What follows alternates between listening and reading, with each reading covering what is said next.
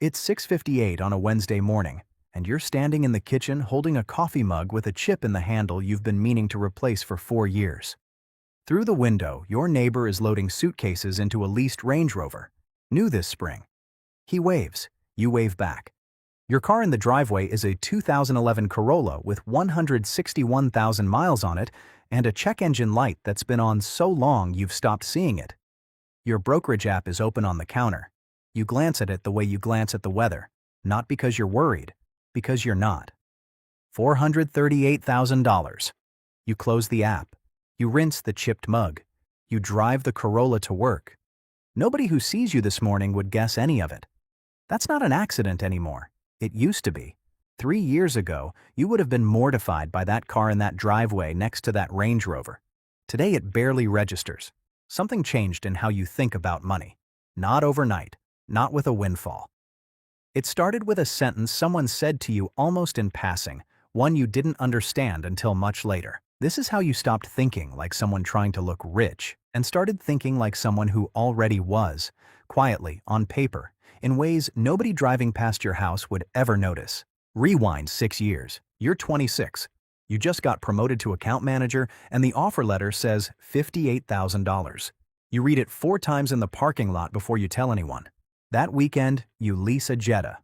Not because you need one, the old Civic still runs, but because showing up to client meetings in a 10-year-old hatchback feels like a confession. The Jetta payment is $327 a month. It feels like proof you've arrived. The following month, you get a Coach bag on a store credit card at 24.9% APR because your coworker Danielle has one and nobody says anything when she sets it on the conference table. And you want that particular kind of nobody says anything. Your checking account, most weeks, sits under $600. You don't think about this as a problem. You think about it as normal. Everyone you know lives this way. Your friend Tyler lives this way loudest. Tyler is 27, works in commercial insurance, and drives a BMW 3 Series he leases for $489 a month. Tyler has a watch. He mentions more than you'd expect a person to mention a watch. Tyler is not stupid, and he's not reckless. He makes about what you make. He has simply decided, the way most people decide without deciding, that the money should be visible. You don't judge him for it. You do the same thing. You just do it with a Jetta instead of a BMW. One Friday, your grandfather's old business partner, a man named Walter Kessler, comes by your parents' house for dinner. He's 74, wears a windbreaker that looks older than you, and drives a 2004 Volvo wagon with a dent in the rear bumper he's never fixed. Somebody asks him, half joking, why a man who owned 3 car dealerships in his life still drives that Volvo. Walter says, "The car doesn't know what I'm worth. Neither does anyone looking at it. That's usually the point." Nobody laughs exactly. Nobody really responds. You think about it for maybe 11 seconds, and then the conversation moves on to something else. But the sentence doesn't leave. It sits there, uncomfortable, the way a true thing sits when you're not ready to hear it. That night, you open your bank app in bed. $340 in checking, $1,900 in credit card debt. Zero in anything that could be called investments. You're 26, making $58,000, and on paper, you are worth less than nothing. You don't do anything about it that night, but you don't forget it either. The following weekend, you're at Tyler's new apartment, a 1-bedroom with a view he mentions twice in the first 10 minutes, and he shows you a photo of the watch he's been eyeing, a stainless steel thing that costs $4,200. He's not bragging exactly. He genuinely believes it will feel different once he owns it, the way you believed the Jetta would feel different, and for about 6 weeks after he buys it, it does. You go home that night and open your credit card statement instead of ignoring it, which is new.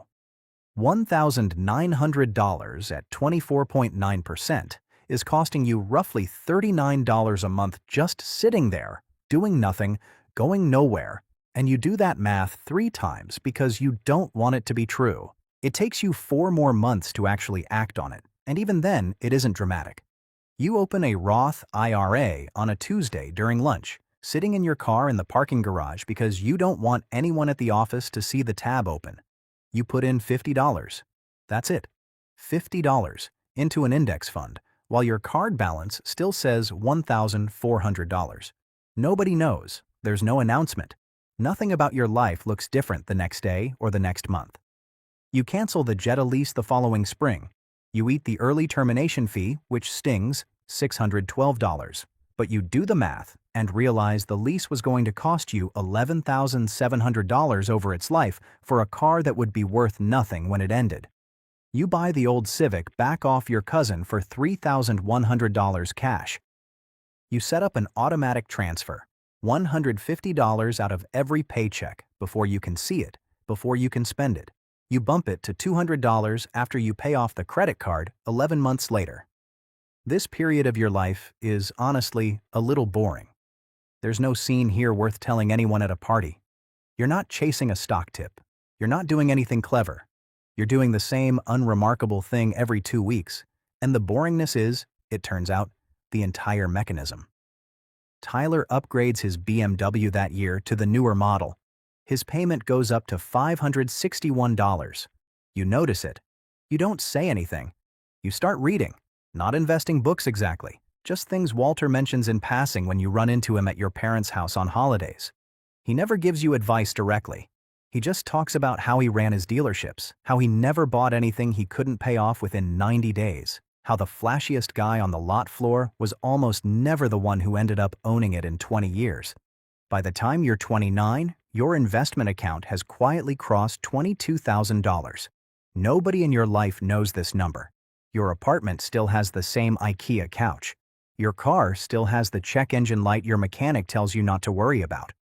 From the outside, nothing has changed at all. That's the part that starts to feel interesting to you. The gap between what people assume about you and what's actually true is widening, and you're the only one who can see it. You're 31 when the account crosses $80,000, and this is the first time a number in your life actually keeps you up at night. But not the way $1,900 in credit card debt once did. It's the market that does it. A correction hits in the spring, and over 6 weeks, you watch $80,000 shrink to $61,000. $19,000 gone from a screen, in the time it takes most people to plan a vacation. You check the app 4 times a day for a week. Your hands actually go cold the first time you see the 6-figure drop reflected as a percentage instead of a number, because a percentage feels worse somehow, more final. You call Walter, not really meaning to ask for advice, just needing to talk to someone who won't panic with you. He says, "You didn't lose anything. You sold nothing. The account is smaller on a Tuesday. It won't be smaller forever. And even if it is, forever is a long time from Tuesday." You don't sell. You keep the $200 transfer running through the entire correction, buying shares at prices lower than they'd been in 2 years, which feels insane in the moment and only makes sense from a distance, later. 6 months after the bottom, the account isn't just back to $80,000. It's at $94,000. That same year, you get a real offer, a director-level role at a competitor, $86,000 base, a company car allowance. The car allowance is $650 a month, enough to lease something genuinely impressive. You take the job. You do not take the lease. You put the $650 straight into the brokerage account instead, on top of what's already going in, and you keep driving the Civic, which by now has a crack in the windshield you've decided not to fix because fixing it costs $340 and the windshield still, technically, lets you see the road. Danielle from your old job sees you in the Civic in a parking lot that fall and asks, not unkindly, if everything's okay. You say everything's fine. You don't explain. There isn't really a way to explain, "I make more money than you now, and that's exactly why the car hasn't changed," without sounding like you're bragging or lying. So you just say the Civic still runs. And she nods. And that's the end of it. Here's what nobody tells you about that decision. The $650 you didn't spend on a lease and instead put into the market isn't just $650. Over the next 25 years, left alone to compound at a reasonable historical average, it becomes something closer to $780,000. The lease would have bought you 3 years of an impressive dashboard and then nothing. The transfer buys you a version of your future you can't quite see yet, sitting in a Civic with a cracked windshield, which is exactly why almost nobody chooses it. It doesn't look like anything is happening. That's the whole trick. You're 33 the year something shifts that has nothing to do with a raise. You pull up the account one Sunday in October, a habit now, coffee, one screen, 5 minutes, and you notice the growth from the market that quarter was larger than what you'd contributed from your paycheck. Not close. Larger. You check the math twice because it doesn't feel real. Your contributions that quarter, $2,400. The account's growth from the market alone, $3,900. The money is making more than you are for the first time without you doing anything at all. This is the part nobody explains well because it doesn't look like anything. There's no ceremony. You don't feel richer walking into work Monday morning. But something in the arithmetic of your life has quietly reversed. For 7 years, your labor funded the growth. Now the growth is starting to fund itself, and eventually it will start funding you. That winter, your car's transmission finally goes. The repair estimate is $2,700. 3 years earlier, this number would have required a credit card and several months of stress. Now you transfer it from checking without doing math in your head first, without checking a second account to see if you can afford it. You already know you can. The number doesn't frighten you. It barely registers. Your girlfriend, Priya, is with you when the mechanic calls with the estimate. She watches you say, "Sure, go ahead," and hang up, and she says, "You didn't even flinch." You tell her you used to flinch at $400. Now $2,700 is a Tuesday. She's quiet for a second, and then asks the question that will end up mattering more than either of you realizes yet. So why are we still driving this car? You don't have a clean answer for her that night. You will, eventually. It just isn't the answer she's expecting. What you don't tell her yet is the actual number behind the calm.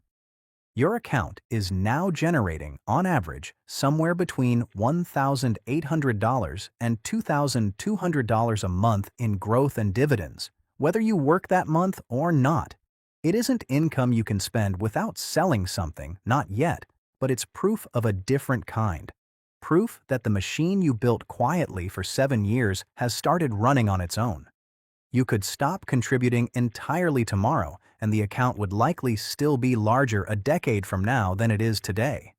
That fact alone rearranges something in how you look at a $2,700 repair bill. It stops being a threat and starts being a rounding error. By 35, the account is past $340,000, and the changes in your life are almost entirely invisible to anyone who isn't looking closely. You do buy a car, finally, but you pay cash for a 2-year-old Accord, $19,400, and you feel almost nothing doing it. No thrill, no relief. It's a transaction, the way buying groceries is a transaction. Tyler, when he sees it, asks why you didn't get something nicer if you could afford to. You tell him the truth. You can afford almost anything now, which is exactly why you don't feel the need to prove it with a car. That same year, your company offers you a promotion to Regional VP. More money, a lot more, $34,000 more, but also 80-hour weeks and a boss whose reputation for burning people out precedes him by a decade. You turn it down. This is the first purely financial decision of your adult life that isn't actually about money at all. 3 years earlier, turning down $34,000 would have felt reckless, almost irresponsible. Now, it feels like the most rational choice you've ever made, because the $34,000 would have bought you almost nothing your money doesn't already buy you, and it would have cost you the one thing money can't buy back, which is your evenings. Tyler, meanwhile, takes a similar promotion at his firm the same year. New title, new BMW, this one leased at $712 a month, and a mortgage on a house that stretches his monthly obligations past what feels comfortable, though he'd never say that out loud. You don't judge him for it. He's chasing the same thing you were chasing 8 years ago in a Jetta. He's just further into it, and the stakes are bigger now. When your father's roof needs replacing that spring, $11,000, an emergency by any normal measure, you pay for half of it without telling anyone at the table it wasn't a stretch. Your dad thanks you like it cost you something. It didn't. Not really. And that gap between what he assumes it cost you and what it actually cost you is the clearest evidence yet of how far you've come. Here's what nobody tells you about getting quietly wealthy. It changes your relationship to almost everyone around you, and not always in the direction you'd expect. At 37, your net worth crosses $700,000, and you notice for the first time that you've stopped bringing up money entirely. Not because you're hiding it, but because there's no longer a version of the conversation that doesn't feel strange in one direction or another. When old friends complain about a $400 car repair, you understand the stress is real to them, but you can't fully access it anymore the way you used to. You remember what $400 felt like at 26? You just can't feel it the same way now, and pretending you can feels dishonest. Danielle gets engaged that year and posts about the ring, the venue, the dress. $38,000, all told, financed.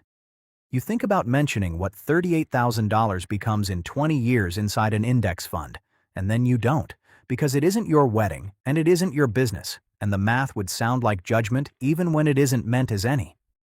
Tyler's BMW gets repossessed the following January. Nobody saw it coming, including Tyler. His income never dropped.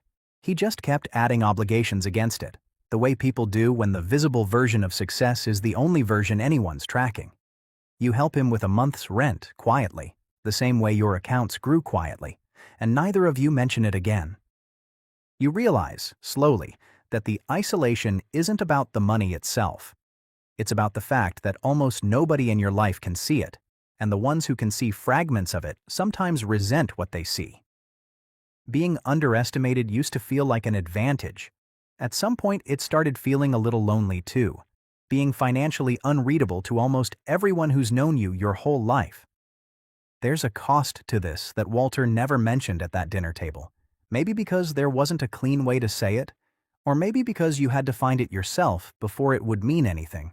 The freedom is real, but it's quiet in a way that can feel like absence if you're not prepared for it.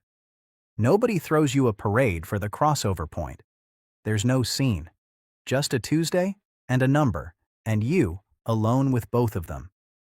Priya asks you, that same year, if you're happy.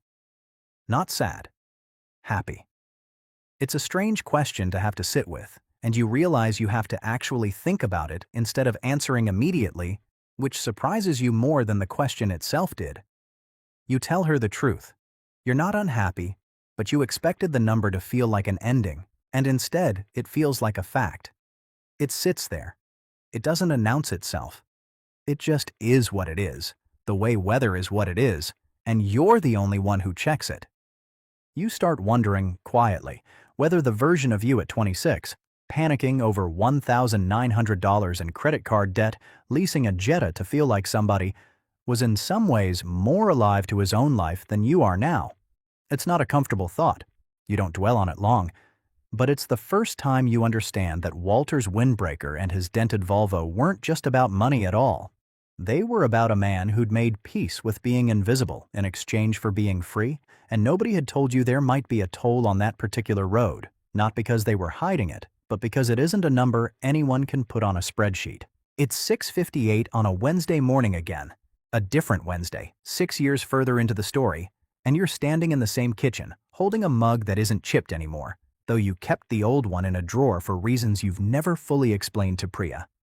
Through the window, the neighbor with the Range Rover is loading suitcases into a different Range Rover. Newer. He waves. You wave back.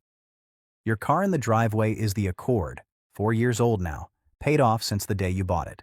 Your brokerage app is open on the counter. $1,120,000. You look at it the way you glance at the weather. You close the app. You drive to a job you chose to keep, not one you're stuck in.